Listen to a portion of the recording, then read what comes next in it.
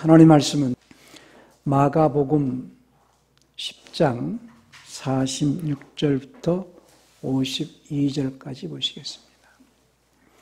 저희가 여리고에 이르렀더니 예수께서 제자들과 허다한 무리와 함께 여리고에서 나가실 때에 디메오의 아들인 소경 거지 바디메오가 길가에 앉았다가 나사렛 예수시란 말을 듣고 소리질러 가로되 다윗의 자손 예수여 나를 불쌍히 여기소서 하거늘 많은 사람이 꾸짖어 잠잠하라 하되 그가 더욱 심히 소리질러 가로되 다윗의 자손이여 나를 불쌍히 여기소서 하는지라 예수께서 머물러 서서 저를 부르라 하시니 저희가 그 소경을 부르며 이르되 안심하고 일어나라 너를 부르신다 하며 소경이 겉옷을 내어버리고 뛰어 일어나 예수께 나아오거늘 예수께서 일러 가라사대 내게 무엇을 하여 주기를 원하느냐 소경이 가로되 선생님이여 보기를 원하나이다 예수께서 이르시되 가라 내 믿음이 너를 구원하였느니라 하시니 저가 곧 보게 되어 예수를 길에서 쫓으니라. 아멘. 오늘 설교 제목은 지나가고 계시는 주님을 붙잡으라 라는 제목으로 말씀을 전합니다. 지나가고 계시는 주님을 붙잡으라. 하나님은 살아계신 분이십니다. 살아계신 하나님께서 예수님을 세상에 보내신 것은 첫사람 아담의 불순종으로 소경이 된 인류에게 눈을 뜨게 해서 예수님을 따라 하나님께서 통치하시는 그 하늘 왕국으로 들어올 수 있게 하시려고 예수님을 보내셨어요. 아담의 불순종으로 인류는 소경이 되었다라는 것은 어둠 가운데 있다는 얘기고 어둠 가운데 있다는 얘기는 죄 아래 있다는 얘기예요. 그러니까 아담이 죄를 지었다라는 것은 곧 어둠 가운데 있다 또는 인류는 소경이 되었다라는 얘기죠. 그래서 사람이 세상에 태어나서 한평생을 육체를 입고 살아갈 때에 그 삶을 우리는 인생이라고 합니다. 오늘도 우리는 인생길을 가고 있어요. 내 혼이 육체라는 이 시간을 잊고 가는 인생길에서 죽음을 향해서 가는데 그 죽음 너머에 천국으로 들어가는 길을 가고 있느냐 아니면은 죽음 너머에 영원히 고통받는 지옥불로 들어가는 길을 가고 있느냐 하는 그 길을 볼 수가 없는 자는 소경이라는 거예요. 그러니까 사람이 태어나가지고 죽음을 향해서 갈 때에 죽음 너머에 천국 가는 길이 있고 죽음 너머에 지옥으로 내려가는 길이 있는데 소경된 자들은 천국으로 가는 길을 보지 못하니까 어둠 가운데서 어둠의 결말 또 죄의 결말, 사망 가운데서 영원한 사망인 지옥으로 가고 있는 그런 신세가 된 것이 첫사람 아담이 불순종으로 인하여서 지은 죄로 말미암아서 처한 인류가 당면한 이 문제거든요. 그러니까 인류는 아담의 불순종으로 소경이 되어서 인생을 어떻게 살아내야 죽음 너머에 천국으로 갈 수 있을지를 알지 못하는 죄의 신분으로서 살아가고 있다는 겁니다. 그러니까 예수님께서 오신 것은 이제 소경된 인류에게 빛이 들어올 수 있는 그 길을 여시려고 예수님이 사람으로 오셔가지고 십자가에서 죽으심으로써 이제 빛이 들어올 수 있는 통로가 열렸어요. 다른 편으로는 죄담을 하셨다 그랬어요. 자, 한번 우리 에베소서 2장 14절을 보면 그는 우리의 화평이신지라 둘로 하나를 만드사 중간에 막힌 담을 하시고 할 때에 하나님과 인류가 죄의 담이 쌓여서 막혀있는 그 죄의 담을 하셨다라는 얘기는 곧 빛이 들어올 수 있는 그 통로를 열어놓으셨다. 이렇게 말씀하시는 것과 마찬가지입니다. 그러니까 예수님께서 말씀하시기를 나는 세상의 빛이다, 빛으로 왔다 하고 요한복음 8장 12절에서 말씀하셨죠. 예수께서 또 일러 가라사대 나는 세상의 빛이니 나를 따르는 자는 어둠에 다니지 아니하고 생명의 빛을 얻으리라. 세상의 빛으로 오셨다는 거예요. 그러니까 육체로 오신 예수님은 세상에 빛이 들어올 수 있는 그 통로를 여시기 위해서 십자가에서 죽으셨고, 이제 빛이 드는 통로가 열렸으니 그 빛으로 오시는 분은 이제 성신님께서 우리 마음에 들어오셔서 우리 마음에 하나님의 빛을 비춰주시는데, 그 뜻은 어떤 의미냐면 하나님의 말씀을 깨닫게 해주신다, 그 말입니다. 하나님의 말씀을 깨닫게 해주신다. 그러니까 깨달음은 빛을 말한다.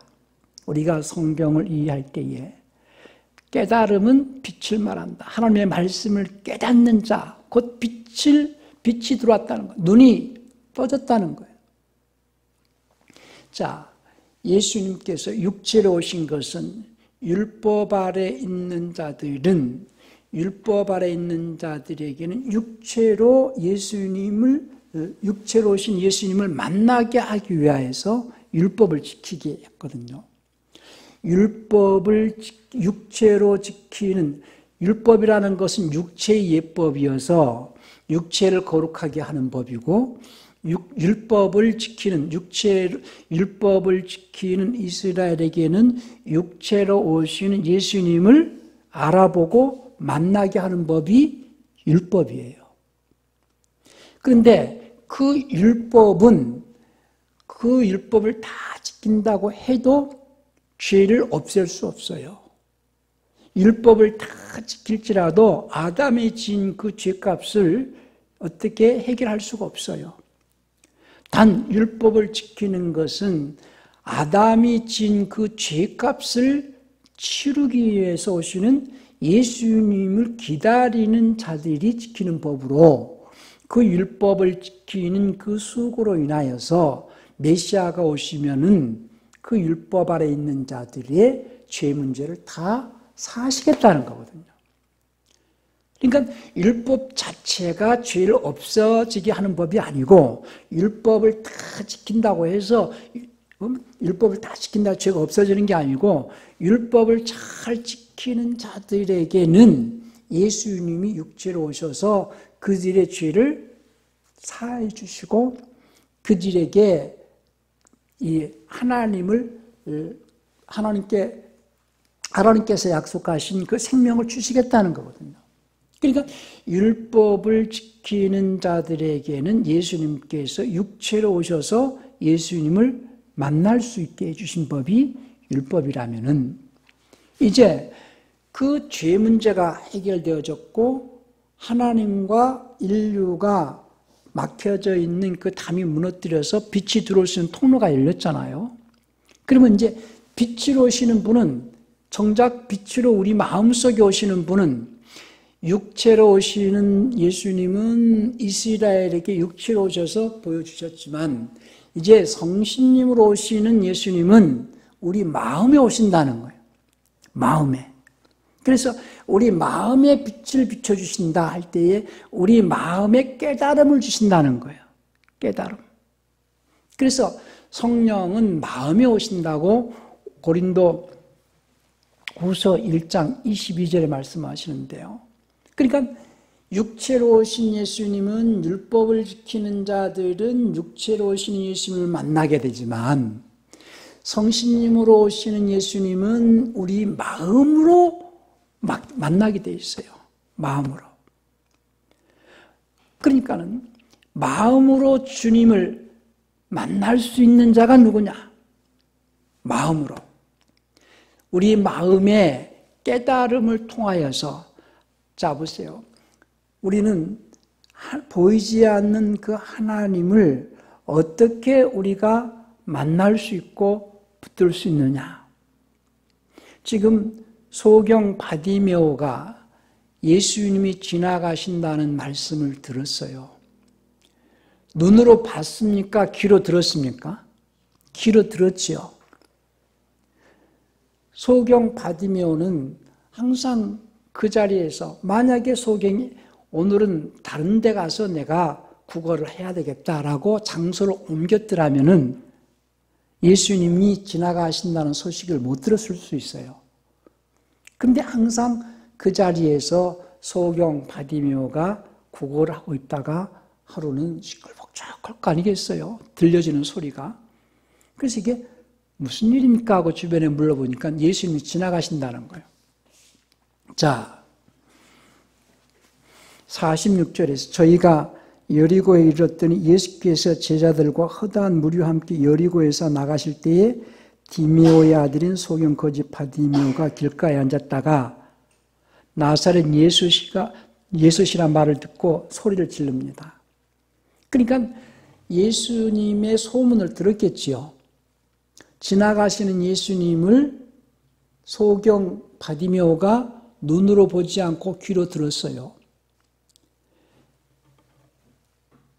마치 우리는 지금 예수님이 우리의 삶 속에서 지나가고 계세요. 눈으로 보여지게 지나가십니까? 귀에 들려지게 지나가십니까? 눈으로 보여지게 지나가시는 것이 아니라 귀에 들려지게 지나가신다라는 얘기는 깨달음, 우리 마음의 깨달음 속에서 항상 지나가신다 그 말입니다. 우리의 삶 속에서 우리는 우리 인생길을 가고 있어요. 육체는 이 자리에 앉아 있지만 지금도 우리는 가고 있는 중입니다. 우리의 삶 속에서 인생길을 가고 있는 우리의 삶 속에서 늘 생활 속에서 환경 속에서 또 만남을 통하여서 주님께서 나에게 주시고자 또 깨닫게 해주시고자 하시는 그 주님의 그 말씀을 우리가 붙들 수 있는 자가 지나가신 예수님을 붙드는 자예요. 다시 설명을 합니다. 그러니까 깨어있으라 하는 것은 육체적으로 눈을 뜨고 있으라 이런 말이 아니고 우리의 혼적으로 우리 마음 눈이 우리의 혼이 우리의 마음이 깨어있어서 이 환경에서 이 형편에서 이 처지에서 또 사람을 만나는 사람 속에서 주님께서 나에게 뭐를 깨닫게 해주실 것인가? 주님께서 나에게 깨닫게 해주시는 그 깨달음을 다른 표현으로는 주님이 지나가신다 이렇게 말하는 거거든요. 지나가시는 주님. 뭔가 주님께서 나에게 깨닫게 해주셔가지고 너는 이러이러한 마음을 가지고 살아라. 이러이러한 삶을 살아내라 하고 주님께서 나에게 늘 깨우쳐 주시길 원하십니다. 늘 함께 하십니다. 그런 마음과 그런 깨달음 속에서 살아가는 자들이 깨어있는 자고 그런 마음과 그런 깨달음을 추구하는 생활이 신앙생활이에요. 왜 하나님께서 나에게 이 어려운 환경을 주셨을까? 왜 하나님께서 이 사람을 통해서 이런 말을 듣게 하셨을까? 왜 하나님께서 나만 이렇게 힘들게 살아가게 하시는 걸까? 그런 생각이 가질 때 있잖아요. 그러나 하나님께서 나에게 최고 좋은 것을 주시기 위해서 깨달음을 주시려고 그 삶 속에서 그 환경 속에서 뭔가를 깨닫게 해주시려고 그 깨달음이 곧 주님께서 지나가시는 순간이라는 것을 아시기 바랍니다. 그거를 붙드는 거예요. 그러니까 우리의 마음이 항상 그 자리에 주님께서 지나가시기를 사모하는 마음으로 주님께서 나에게 어떤 지시를 주시기를 원하는 그 마음으로 항상 그 마음이 그 자리에 있어야 됩니다. 마음이 흔들림이 없어야 되고 하나님은 심지가 굳은 자를 기뻐하신다고 했어요. 이사야서 26장 3절에서 심지가 굳은 자를 평강으로 지켜주시겠다 그랬습니다. 우리는 환경에 따라서 마음이 흔들릴 때도 많고 사람이 내 마음을 상하게 한다고 해서 마음이 흔들릴 때도 있고, 신앙생활은 마음의 흔들림이 없이 항상 굳은 심지로 주님을 의지하고 나가는 생활이에요. 사람을 보지 않고 환경을 따라가지 않고 오직 말씀을 붙잡고 나가는 생활이 신앙생활입니다. 그러니까는 주님께서 사람들에게, 이스라엘 사람들에게 그런 말씀을 하시죠. 너희가 뭐 보려고 광야에 나갔더냐? 흔들리는 갈대더냐? 아니면 부드러운 옷을 입은 사람이더냐? 그러니까 인간은 늘 마음과 생각이 흔들리거든요. 그래서 보통 우리가 사람에 대해서 표현할 때에 사람은 생각하는 갈대다 할 때에 갈대가 바람에 흔들리잖아요.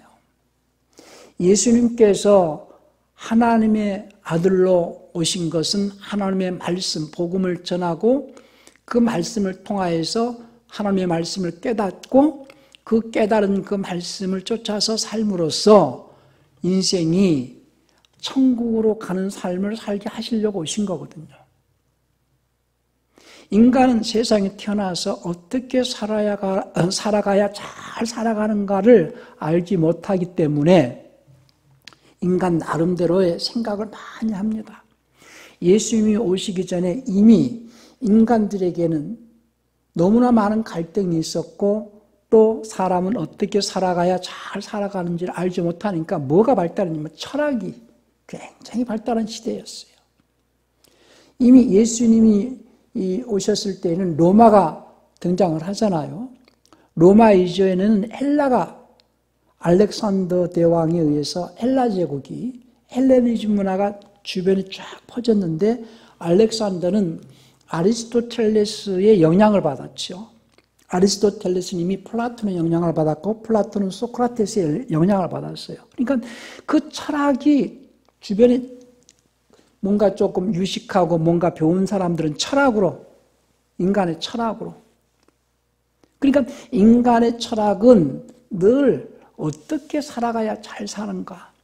사람이 이런 생각, 저런 생각, 또는 이런 환경, 저런 환경. 그래서 자기가 잘 사는 것이 무엇인가를 갈대같이 흔들리면서 방황하는 그런 시점에서 이제 예수님 앞에서 등장하는 인물이 침례 요한이었잖아요. 그러니까 그 전에 철학자들의 어떤 그 가르침을 쫓아서 너희가 뭔가 쏠려다녔느냐, 몰려다녔느냐, 아니면은 돈 많은 사람들, 돈 생기는 일, 장사 잘 하는 그런 어떤 그런 일들 또는 돈 많은 자를 추구하면서 쫓아다녔느냐, 뭐 때문에 광야에 나갔더냐. 우리 한번 누가복음 7장 24절부터 한번 보실까요?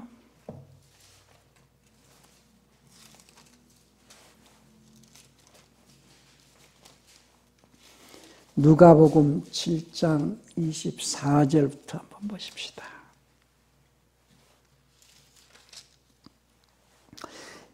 요한의 보낸 자가 떠난 후에 예수께서 무리에게 요한에 대하여 말씀하시되 너희가 무엇을 보려고 광야에 나갔더냐? 바람에 흔들리는 갈대냐? 그러면 너희가 무엇을 보려고 나갔더냐? 부드러운 옷 입은 사람이냐? 보라, 화려한 옷 입고 사치하게 지내는 자는 왕궁에 있느니라. 그러면 너희가 무엇을 보려고 나갔더냐? 선지자냐? 옳다. 내가 너희에게 이르노니 선지자보다도 나은 자니라.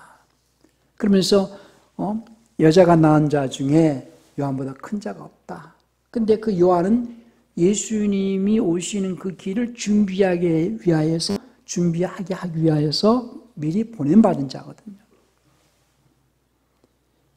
그러니까 사람들이 철학 때문에 어떤 환경, 물질 때문에 이렇게 흔들리는 그런 삶 속에서 분명하고 확실하게 예수님께서 오셔서 이 길이 너희가 가야 할 길이다.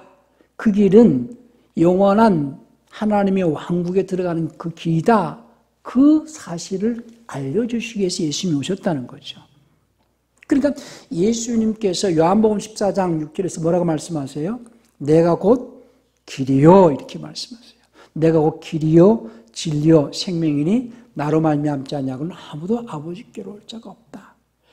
그러니까 하나님께서 지금 살아계시지만은 많은 사람들이 살아계신 하나님을 경험하지 못하는 것은 눈에 보이지 않고 손에 잡히지 않기 때문에 그들은 하나님이 안 계시는 같이 생각을 하기 때문에, 믿지 않기 때문이요. 그러나 하나님은 살아계셔서 늘 자신이 육체를 입고 나타내서 보여주시기 위해서 예수님이 오셨거든요. 자, 예수님은 살아계신 하나님을 보여주시기 위해서 세상에 사람으로 오셨어요. 우리는 늘 하나님은 눈에 보이지 않고 손에 잡히지 않고 영 안에서 존재하시는 분인 걸 아셔야 됩니다. 영 안에서 자신의 인격을 나타내시는 분이시지만 인간은 육체 안에서 자기 인격을 나타내요. 자기의 마음과 자기의 생각을 나타내요. 그래서 사람은 육체 안에서 자기의 마음과 생각을 말로 이렇게 표현하지요. 근데 말로 표현하기 전에 마음속에 있던 거잖아요. 마음속에서 어떤 깨달음이든 마음속에서 어떤 감정이든 이런 것이 먼저 있었잖아요. 그 마음속에서 어떤 생각이나 어떤 감정을 품고 있는 것이 혼이다 그 말이에요. 인격이다. 그러면 하나님께서 자신을 나타내실 때에 하나님은 눈에 보이지 않고 손에 잡히지 않지만 그분의 그 마음, 그분의 생각을 우리의 마음에 나타내신다는 거예요. 구약의 사람들은 율법을 잘 지키면서 누구를 만나기를 원했느냐? 메시아를 만나기를 원했어요. 그래서 예수님이 사람의 모습으로 나타나셔서 그들에게 보여주셨어요. 그런데 이제는 하나님께서 육체의 모습을 통해서 하나님을 보여주시지 아니하고 이제 영으로 우리 마음에 임하셔가지고 우리 마음에 하나님의 마음과 하나님의 생각을 우리 마음에 넣어주시려고 오셨다 그 말이에요. 우리의 환경이나 우리의 형편 또는 만남을 통하여서 내가 어떤 말을 듣거나 어떤 생각이 깨달아졌거나 했을 때에 내가 이런 마음을 품고 이런 깨달음을 얻게 된 것은 주님께서 이 순간 나에게 오셨구나 이렇게 이해할 수 있어야 됩니다. 내가 이런 마음을 품고 이런 생각을 품고 이런 깨달음을 내가 갖게 되었을 때 누가 오신 거예요? 주님이 오셨다. 그래서 그 주님을 붙잡고 그 주님의 말씀, 그 주님께서 깨닫게 해주신 그 마음을 붙잡고 그 주님의 마음을 붙잡고 가는 생활, 이 주님을 따르는 생활이거든요. 그것을 갖다가 그 깨달음이 눈이 떠졌다 이렇게 표현하는 겁니다. 오늘 소경 바디메오가 눈을 떴으면은 자기가 몇 년 동안 날 때부터 소경이었다면은 지금 오랫동안 소경으로 생활을 했는데 자기가 눈 뜬 걸 갖다가 자기 부모나 동네 사람들이나 친구들이나 주변 사람들한테 눈 떴다고 자랑을 막 하러 집으로 달려갔을 텐데 눈 뜨고 나서 그 다음에 이 소경 바디메오는 어떻게 했어요? 주님을 따랐더라 그랬습니다. 그러니까 인류는 그러니까 소경 바디메오 얘기가 누구 얘기냐? 인류 얘기를 하는 거예요. 사람 얘기를 하는 거예요. 인류는 소경인데 하나님의 아들이 오신 것은 소경된 인류, 곧 소경이라는 것은 어둠 가운데 있다는 얘기요, 죄 가운데 있다는 얘기다. 그러니 예수님이 오신 것은 죄 가운데 있는 인류에게 죄를 사면해 주시고 어둠 가운데에서 빛으로 나오게 해주셔서 이제 빛으로 나왔으니 보게 되었으니 눈이 떠졌다 이거죠. 그것이 떠졌으니 그 다음에 해야 할 일이 뭐예요? 주님을 따라야 된다는 거예요. 그것을 설명하기 위해서 오늘 이렇게 바디메오 얘기를 하신 겁니다. 그러니까 우리의 마음의 깨달음이 눈을 떠지는 거거든요. 내가 이 어려운 환경에서 이 힘들고 어려운 이 세상에서 내가 어떻게 살아가야 될지 내 앞길이 캄캄하고 뭐 그렇게 고민이 있을 거 아니겠어요? 나는 어떻게 살아가야 되나? 직장 생활을 이렇게 하면 난 앞으로 어떻게 살아가야 되나? 여러 가지 고민들이 있을 거 아니겠어요? 그 고민들이 곧 어둠 속에 있다고 표현이 되어지고 소경이라고 표현되어지면은 내가 이 험한 세상을 어떻게 살아가야 할지 알지 못하는 그 상태는 어둠 가운데 있다는 얘기고 죄 가운데 있다는 얘기를 표현한다면은 예수님께서 말씀을 통하여서 어떤 깨우침을 주시고 예수님께서 생활 속에서 사람의 만남을 통해서 나에게 어떤 깨달음을 주셨다는 것은 눈이 떠졌다는 거예요.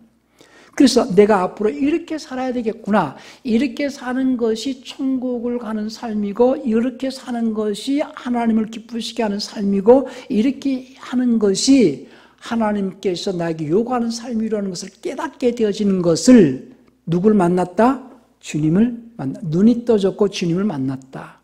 그러니 그 말씀을 붙잡고 이제 주님을 따르는 생활, 그 말씀에 순종하는 삶이 곧 천국을 가는 삶이요. 그렇게 그러한 삶을 통하여서 내 평생 그 길을 가야 한다. 우리 생활 속에서.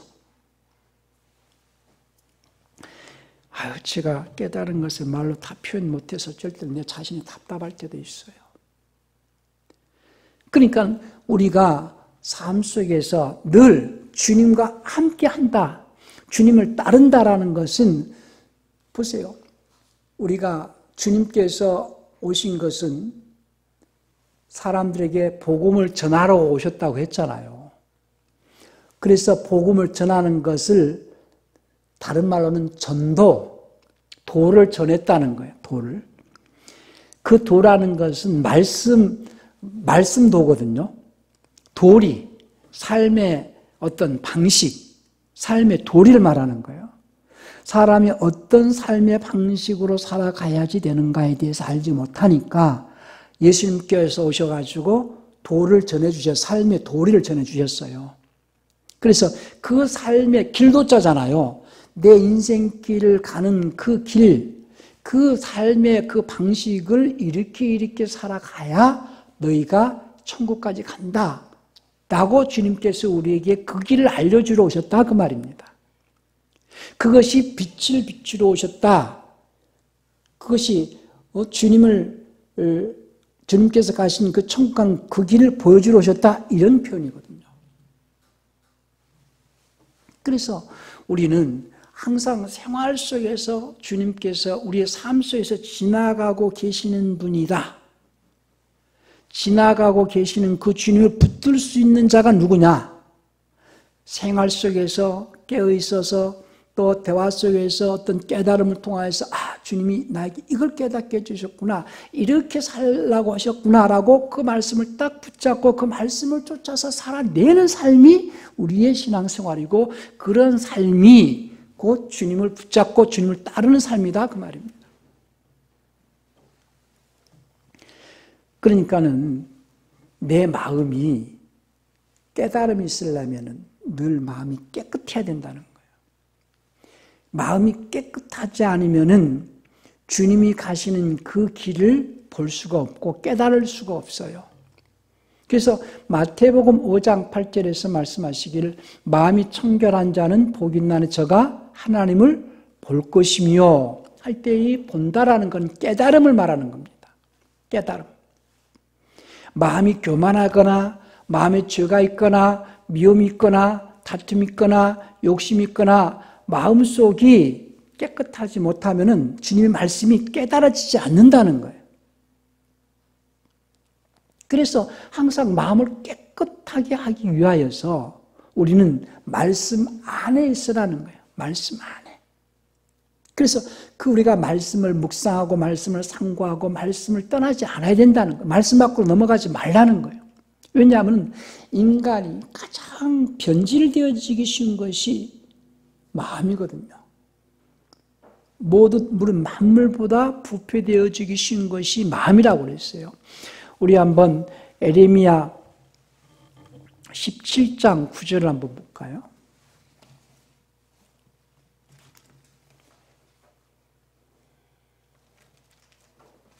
예레미야 17장 9절에 만물보다 거짓되고 심히 부패한 것은 마음이라. 누가 능히 이를 알리오마는 나 여호와는 심장을 살피며 피부를 시험하고 각각 그 행위와 그 행실대로 보응하나니. 그러니까 가장 부패되어지기 쉽다, 변질되어지기 쉬운 게 마음이다. 신앙인은요, 마음이 깨끗하게 하기 위해서는 말씀 안에 있어야 되고, 변질되어진다는 것은 부패되어지고 더러워진다는 거거든요. 우리가 어떤 음식이 부패되어지지 않게 하려면 냉장고 안에 넣어놓듯이 우리의 마음이 부패되어지지 않으려면 항상 말씀 안에 있으라는 거예요. 그래서 하나님의 말씀 밖으로 떨어져 나가는 자는 마음이 부패해진다고 디모데전서 6장 3절부터 5절까지 또 말씀합니다. 디모데전서 6장 3절부터 보실까요? 누구든지 다른 교훈을 하며 바른 말 곧 우리 주 예수 그리스도의 말씀과 경건에 관한 교훈에 창념치 아니하면 저는 교만하여 아무것도 알지 못하고 변론과 언쟁을 좋아하는 자니 이로써 투기와 분쟁과 회방과 악한 생각이 나며 마음이 부패하여지고 진리를 잃어버려 경건을 이익의 재료로 생각하는 자들의 다툼이 일어나느니라. 언제 마음이 부패해진다고 그랬어요? 그 말씀에 창념하지 않으면, 말씀 밖으로 넘어가면은 마음이 부패해진다는 거예요.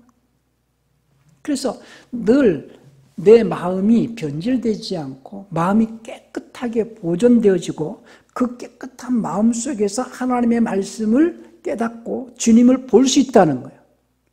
깨끗한 마음에서.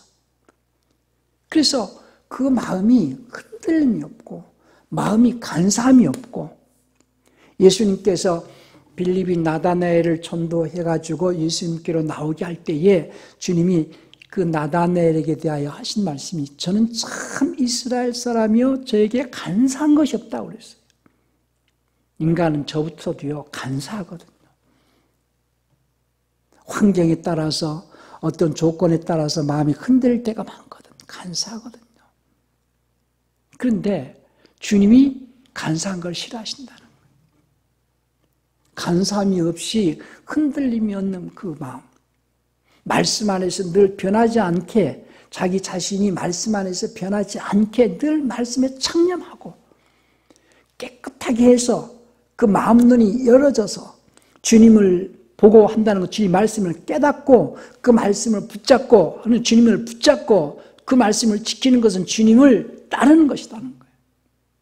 그러니까 우리는 육신의 눈으로 보여지는 예수님을, 과거 사람들은, 이스라엘 사람들은 육신의 눈으로 보여지도록 오신 예수님을 붙잡고 따르고 했지만은 우리는 눈에 보이지 않고 우리 마음속에 임하셔서 우리 마음 눈으로 그분을 볼 수 있고 그 마음 눈으로 그분을 만질 수 있고 느낄 수 있는 그런 생활 속에서 살아가는 자인 것을 잊지 않으셔야 됩니다.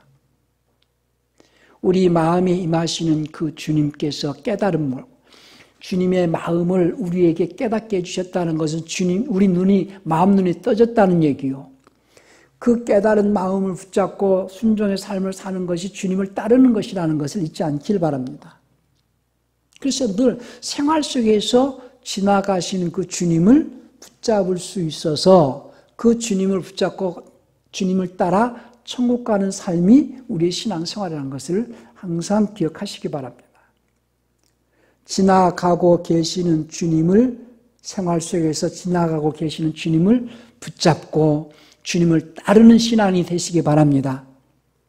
내가 왜 이런 말을 드려야 하는가? 내 기분이 나쁘다. 그렇게만 생각지 마시고, 내가 왜 이런 환경에서 어려움을 당해야 되는가? 그렇게만 생각지 마시고, 하나님께서 그 어려움과 시련 속에서 나에게 뭔가를 깨우쳐 주시고 나에게 힘을 얻게 하시고 나에게 힘을 길러주시고 뭔가 나의 가는 그 방향을 제시하기 위해서 미리 이렇게 연습하게 하시는구나. 그래서 늘 감사하시면서 주님이 나에게 뭘 깨닫게 해주시는가, 주님이 나에게 깨닫게 해주신 그 부분은 내가 눈을 뜬 부분이요, 주님을 보는 그런 순간인 것을 기억하시고 주님의 말씀을 붙잡고 순종의 삶을 통해서 주님을 따르는 그런 신앙이 되시기 바랍니다.